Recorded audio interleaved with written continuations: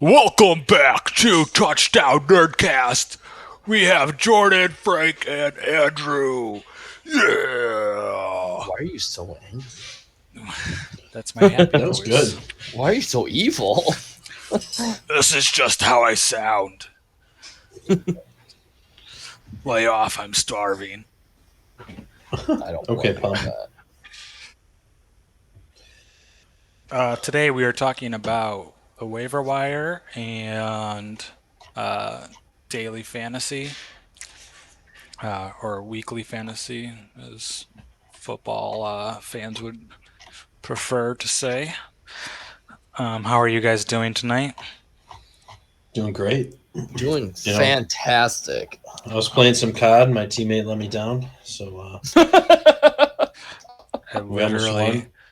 I 2v1 in the literally, last circle, and he jumps right in front of the guy I at an literally angle where I couldn't see.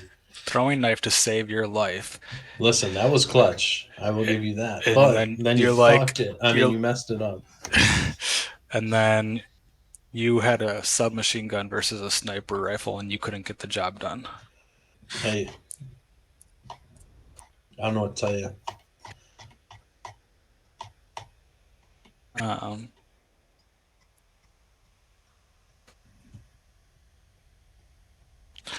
all right, waiver wire.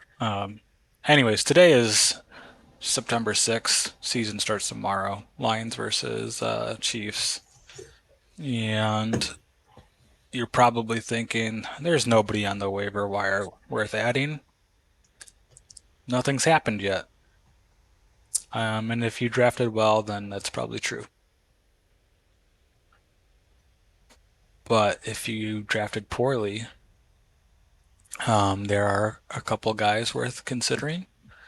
Um, Couple names I see are Jake Ferguson at tight end, 32% rostered.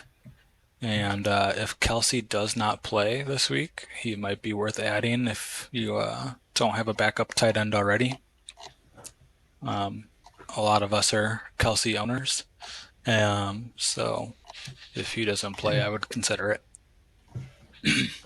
Yeah, I mean, first I'm looking to see if Jawan Johnson's available. He's available in over 50% of leagues right now. Um, But yeah, I would definitely fall back to Jake Ferguson just because he's the Cowboy starter, and I mean Dak likes to sling it.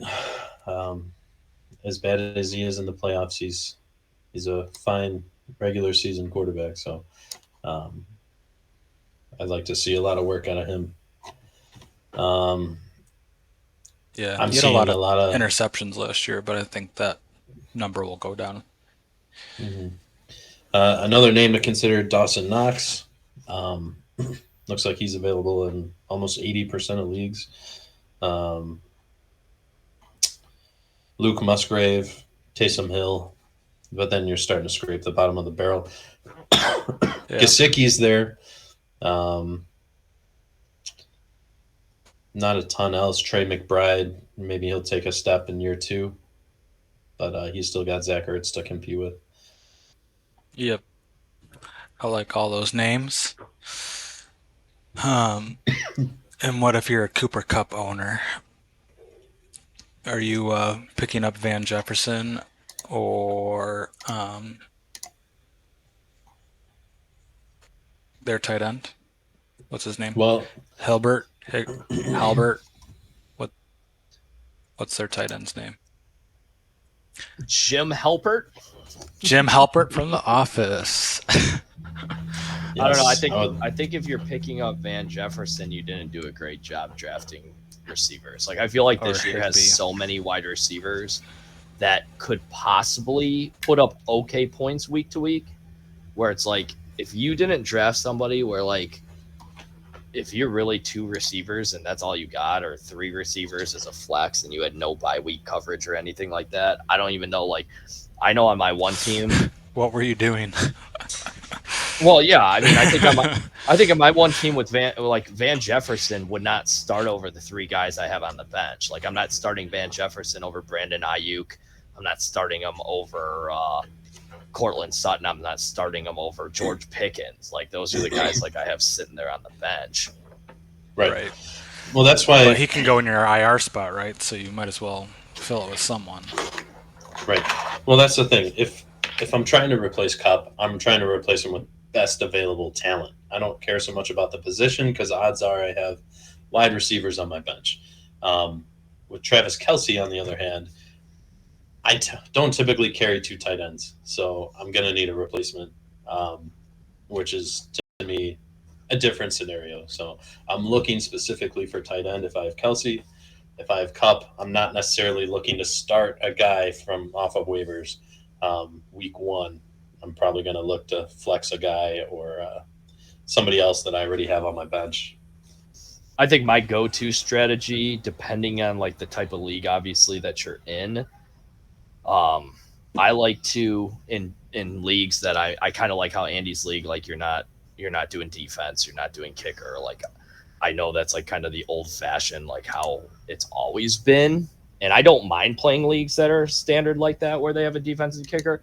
In my one league that's defense and kicker, I'm probably picking up a defense that I'm planning on using next week or the week after, just so that when people are doing the free agent add and drop on matchup wise with the defenses they have to play with in the free agency, I kind of have a leg up on that.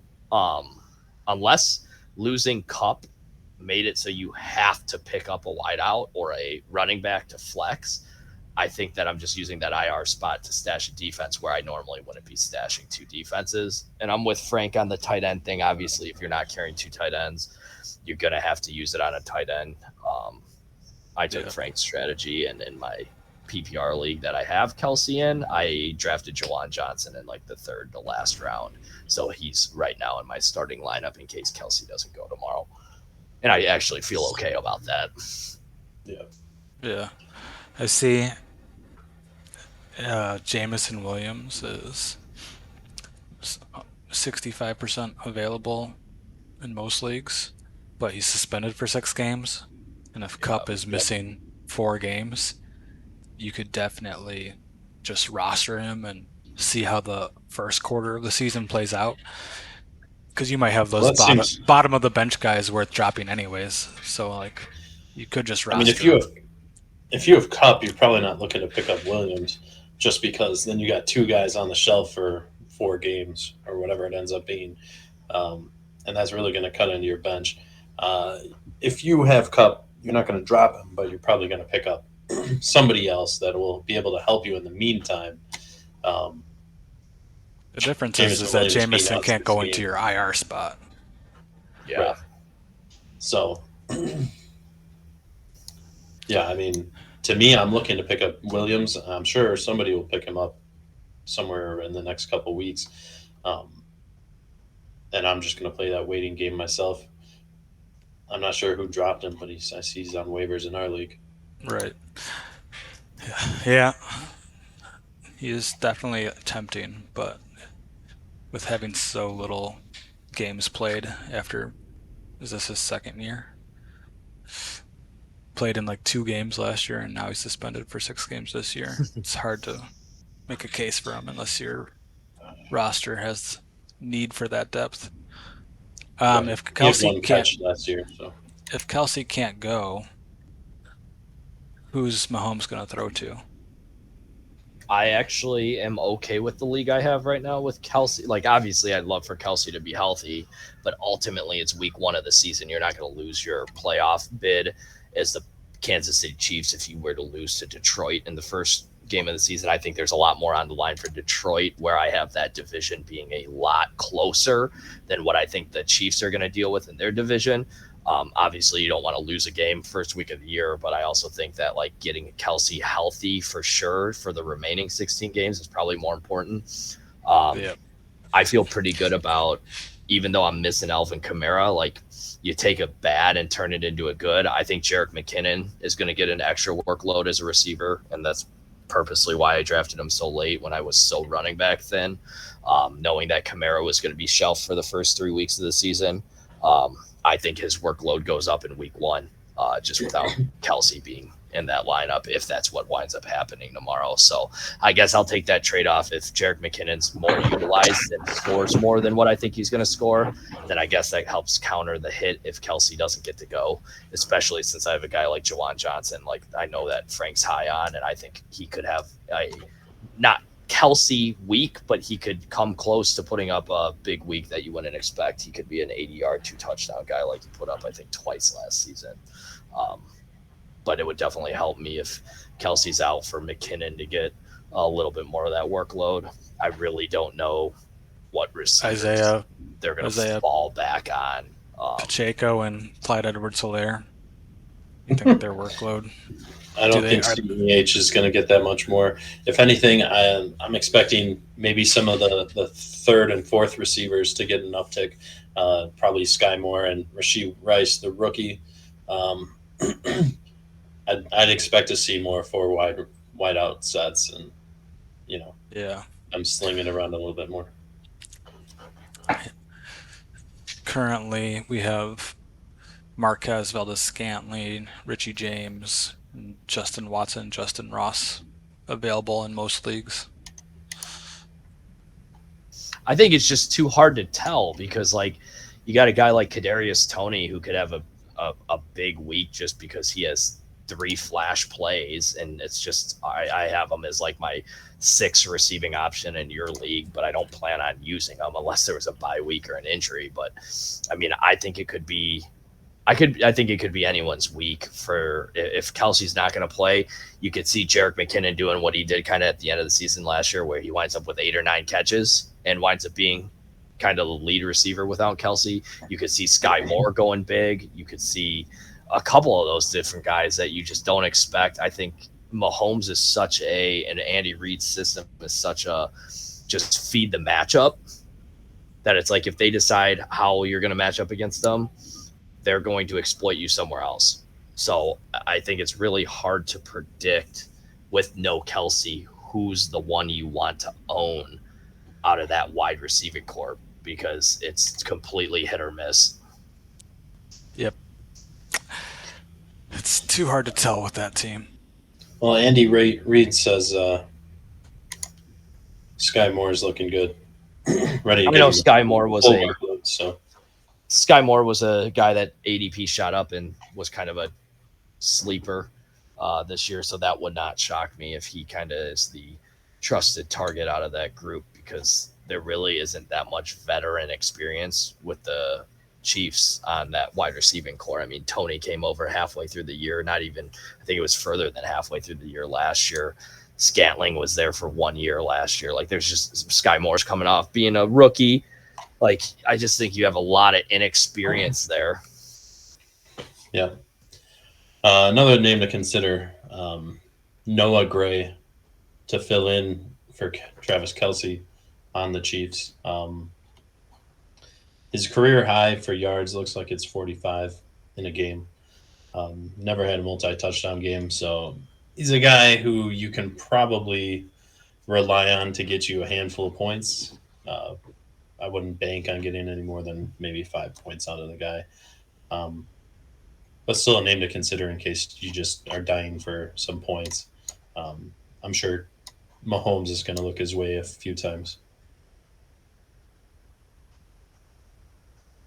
All right. At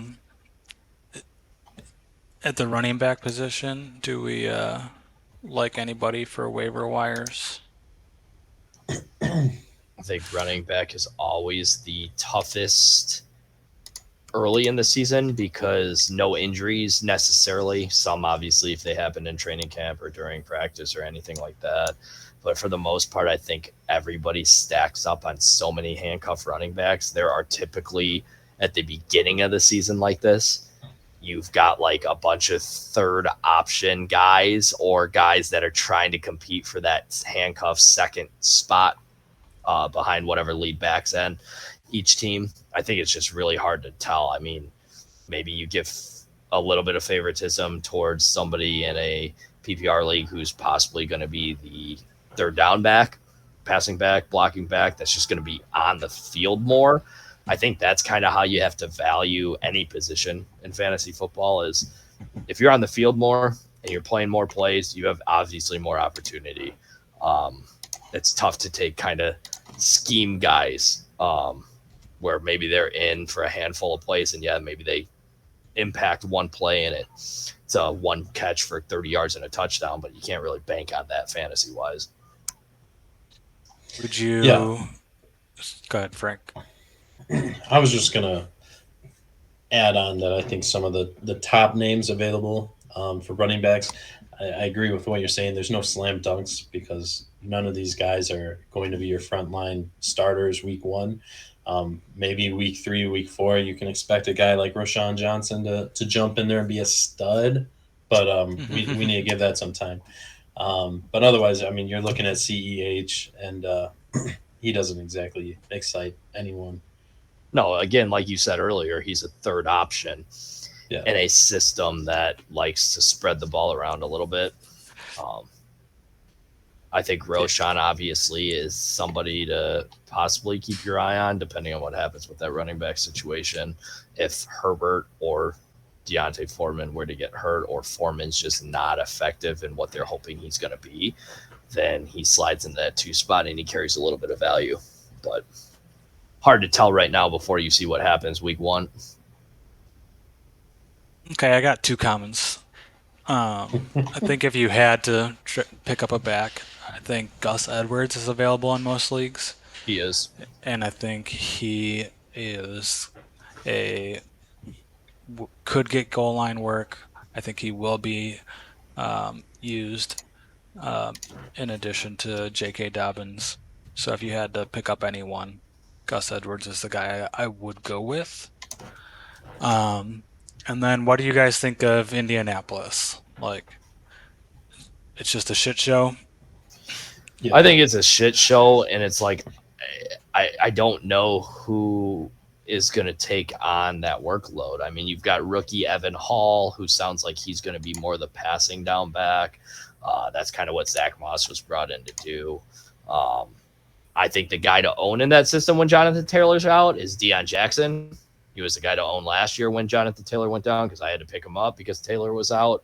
But again, I mean, he didn't impress outside of one game. So I think a lot of credit there goes to the fact that offensive line is horrible. I think it's really hard to bank on how good Anthony Richardson's going to be. And honestly, I could see it being one of those things that with missing their star running back, that Anthony Richardson's the one who hoards all those extra short yardage situations and the goal line carries. So I think you're just a crapshoot on any of the 2 or 3 running backs that they may put out on the field. I don't see any of those guys getting 70% of the workload. I see 3 guys getting 30% of the workload, and then whoever happens to be out there when they have a productive drive is the person that's going to capitalize a little bit.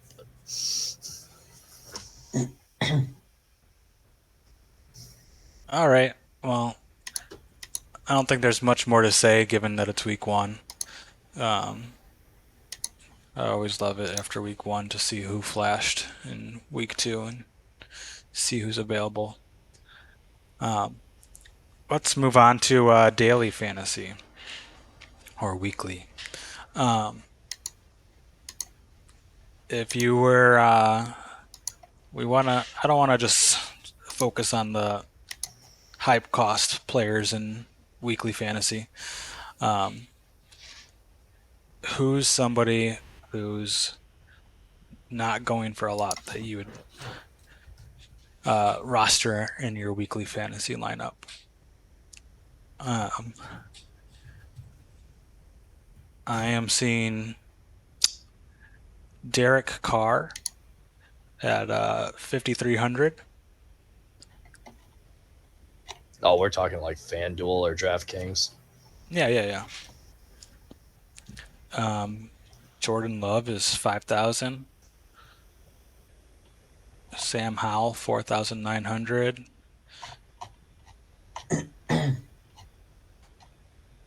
I think those weekly lineups, like I played a lot of FanDuel the last couple of years when I wasn't doing fantasy football. I think again, it's so hard to predict on those, like where you want to spend your money. It's just like your weekly fantasy drafting. Like that part's nice. Like if you wind up with a bad team or something, like okay, you get to redraft the next week and change it up. But I think it's all preference based. Like, are you going to load up and spend your money at running back and quarterback, or are you going to load up and get 3 good wide receivers? Um, I tend to lead more towards the wide receivers because it is PPR. Okay. And that's where you'd spend your money? I would spend my money, but I also think that wide receiver is one of those spots that's so deep this year that you don't necessarily have to pay the 10,000 or $9,800 that a Justin Jefferson is costing.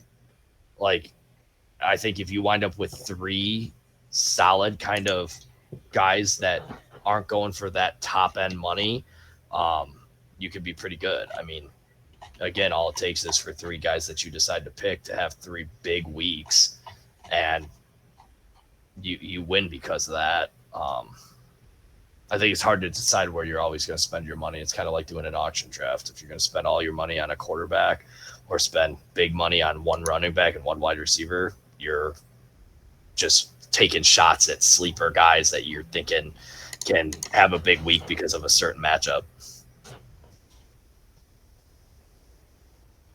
Frank, are you a weekly fantasy player at all? No, not at all. I'm not a big fan. Um,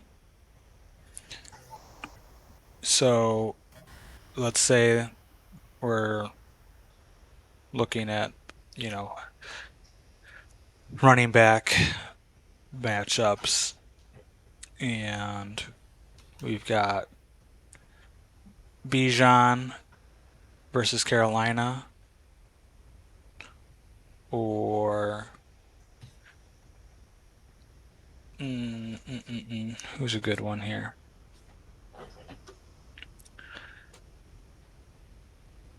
Najee Harris. Who would you pick? How much does Bijan cost? I wanted to wait until you said who you would initially thought first. I'm taking Bijan. Okay, Bijan is 8,000. Najee is 6,100. Yeah, I mean, I think if you're saving running back spending, you're obviously like you take a shot at Najee. I just don't like the matchup there. I mean, San Francisco was a stout run defense last year and just an overall good defensive unit. I think it's yet to be seen what it's going to look like without D'Amico Ryans running that defense, but they still have a ton of talent on that side of the ball. I don't know. I mean, Pickett could struggle in a game like that where if that game gets lopsided, I see it going lopsided in the 49ers' favor, where now somebody that's a bulk volume running back, I know he can catch the ball too, kind of takes away from the game flow of wanting to go with somebody like that in a situation like that. Kind of reminds me of when I had Derrick Henry in the postseason and they played the Packers and decided to go down by 30 points in the first half. And I was like, okay, Derrick Henry's not doing anything this game. And he put up his like season low total points. And I thought I was going to get knocked out of the first round.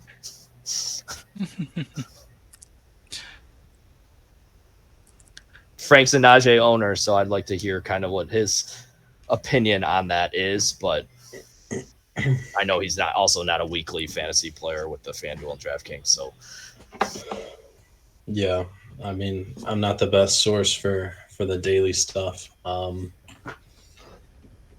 being said, I'm not ready to throw in the towel on Najee. I think he can still put up elite weeks, and if he has a few bad weeks, he's going to be worth starting because his price is going to drop, and eventually the ceiling's too high. I know he does have Jalen Warren there, but I wouldn't worry about it just yet. So I think he'll be an injury backup. Did I see that Christian Watson came up on the injury report too? yeah, questionable. Yeah.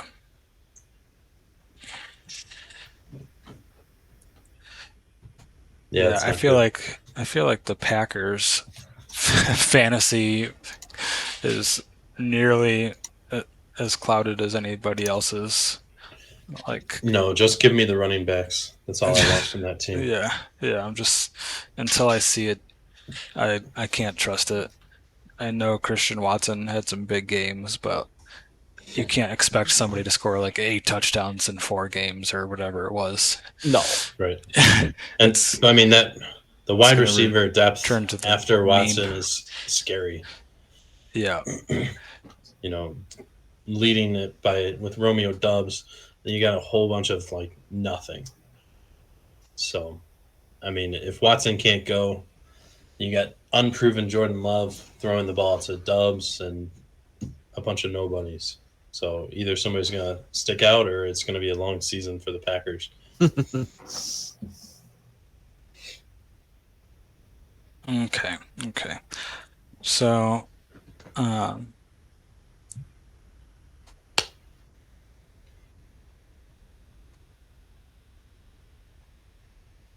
I just put this weekly together and I want to see how you guys think of it.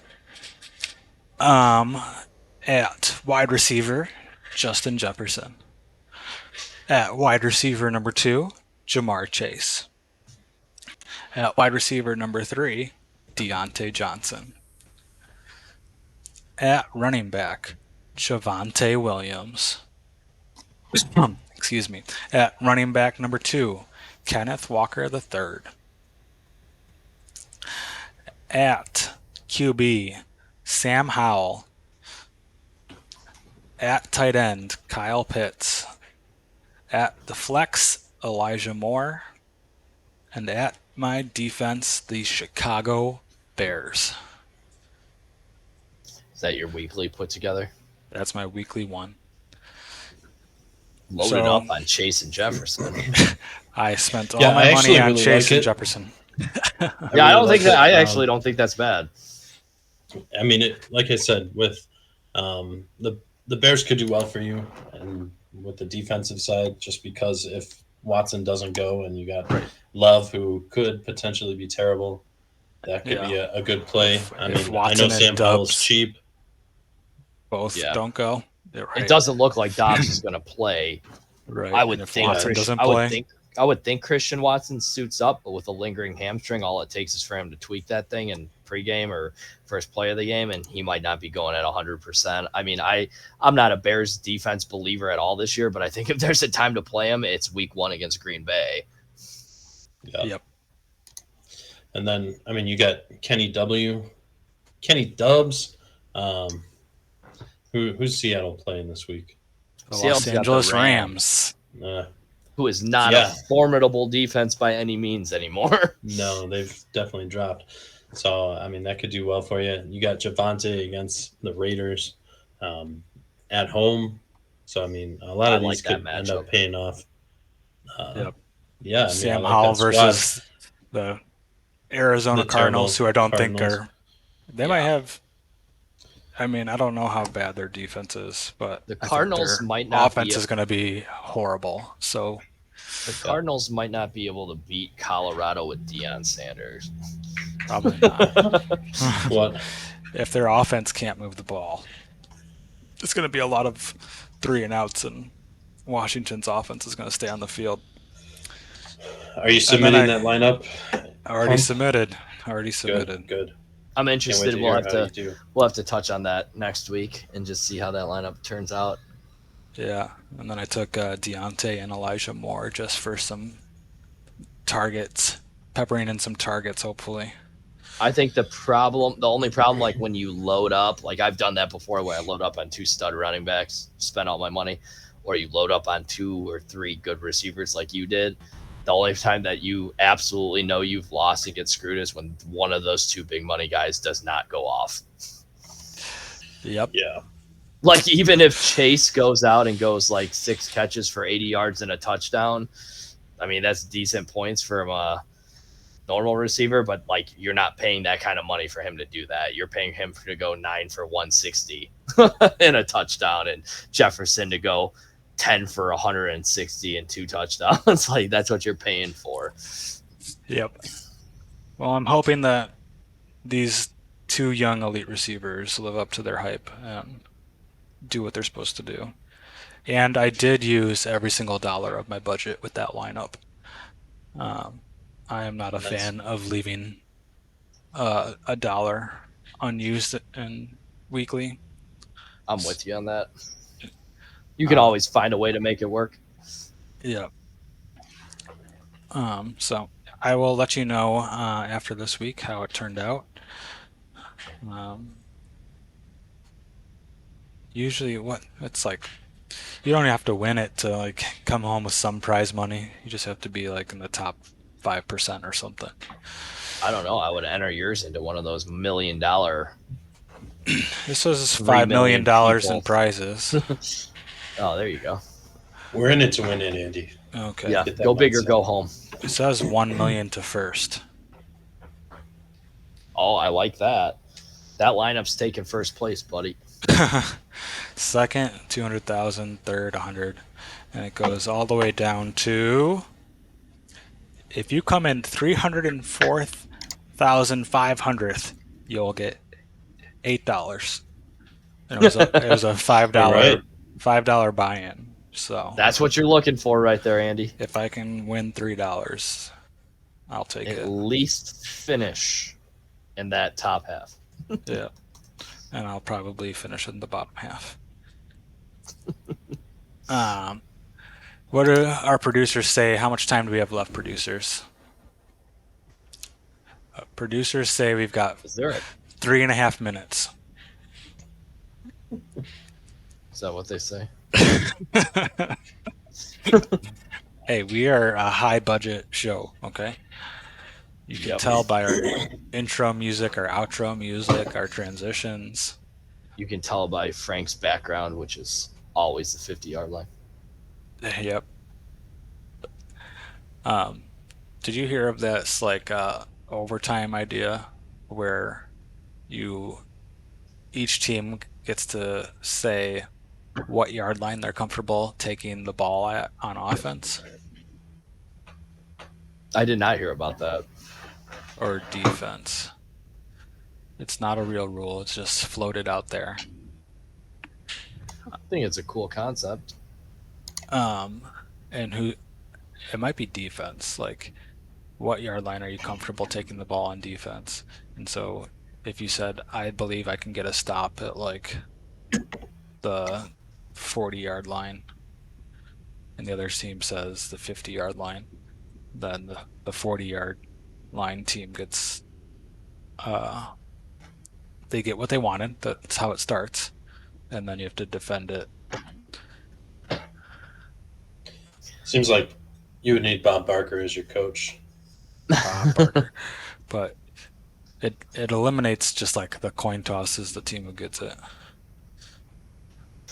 I kind of like the idea of doing like not necessarily like overtime this way, but kind of like how I forgot what league it was. Like it was definitely one of the like made up football leagues, whether it was like the XFL or something like that, where it was like you don't get to kick extra points. You can either take a point if you score from the 2, or make 3 points if you score from the 5. And if you want to go from like the 10-yard line, you make like 4, and you put values on all that. Kind of play to the advantage of what your offense is kind of set up to do. See if you want to gamble a little bit more and give teams late in games a chance to make a 10, 11-point play where it's like now you make it a little bit interesting going, hey, that team thought it was out of it, and now you don't see all this clock milking at the end of games.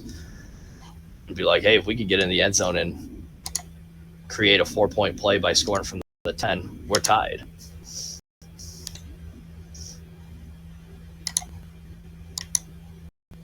Better than rock paper scissors. It's definitely better than rock paper scissors. I really wish they changed. I really wish they changed the overall how overtime is done.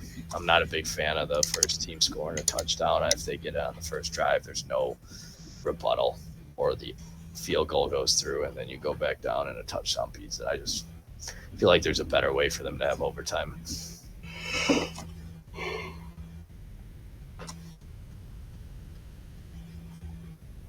Yeah, and I don't like games ending in ties at all to begin with.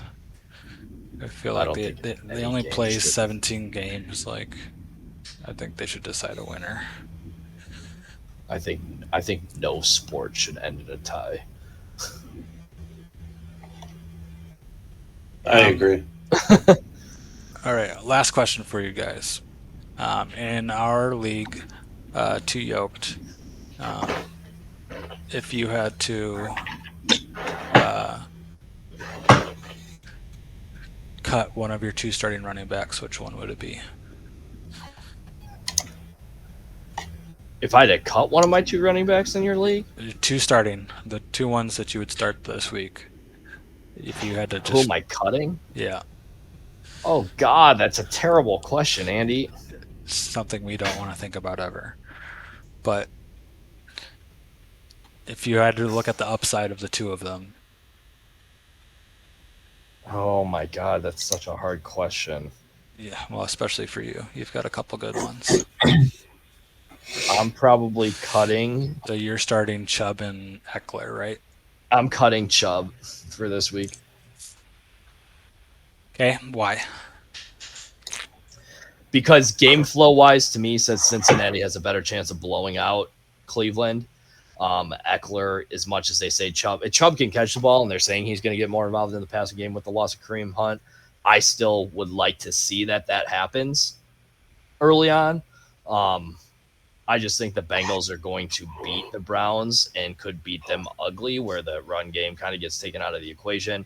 I think that the Chargers and the Dolphins could be a shootout, and I'm going to go with the guy that's going to be in the game the whole time, and Eckler could wind up catching 9 balls for 90 yards and running 2 touchdowns. And I just think he has a higher upside and a safer floor in the matchup.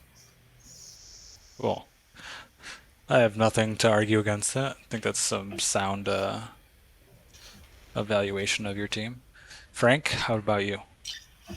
If I had to choose between the two, Najee Harris and Javante Williams, I'd probably go with Harris just because they're up against the 49ers. Um, and I'm not sure I like Najee with his low efficiency ratings against that defense. Yeah. I mean, We all know. Bosa just got paid. He wants to prove that he's worth it. So Yep. Yep. That's, I don't think that seems counterintuitive. I feel like when you look at the name recognition, you'd be like, oh, Najee Harris, he's done it.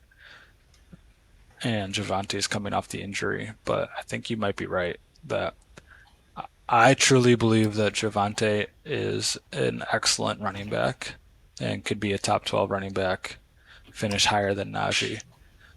He has the skills to do it. Um, and if you believe in the talent and if he is healthy, I think I'm in agreement with you that I would keep Javante and cut Najee. I like Javante a lot. If he stays healthy and comes back like he was prior to the injury and he comes back healthy from it, I think he's going to have a big year. yeah, I think, Andy, you have an interesting duo of running backs because I think both of them are kind of question mark going into it. One being a rookie and one guy being a first time being the guy. Second year player James Cook, yeah. So Yeah. my running backs are definitely at the tier down from you guys. Um, They are, Jameer but Gibbs and James Cook. either one of them could have a big week, like and match any other top running back producer. I think it's just a little bit more uncertain. Yep. I liked what I saw from James Cook and the touches that he got last year. What scares me is when you switch over to a full-time workload. Like, is it still going to be good? And it's what you sent me some stat earlier today, Frank, about Roshan having more 15-yard plays than Bijan Robinson. But Bijan Robinson in got handed the ball college, twice as much. Like, so it's like, right? What was I, that stat? Well, I think so the thing so that it's I like he's read, taking the punishment, and it's like it's hard to know, is James Cook going to be better as a full-time back? my thought with somebody like James Cook, though, is the same idea behind a Tony Pollard is everybody wondering, is he going to just have a monster year this year, having no Zeke? Or is he going to, like Andy is saying with James Cook, is he going to be less efficient, but overall put up better numbers because of volume? Or is that going to be something that over the course of the season is going to wear down and lead somebody like that to possible injury problems? My thought on the matter, if you're taking injuries out of the equation, is somebody like James Cook, but I'm telling you, that's why it's tough for you to make the decision on which one you would cut for the week.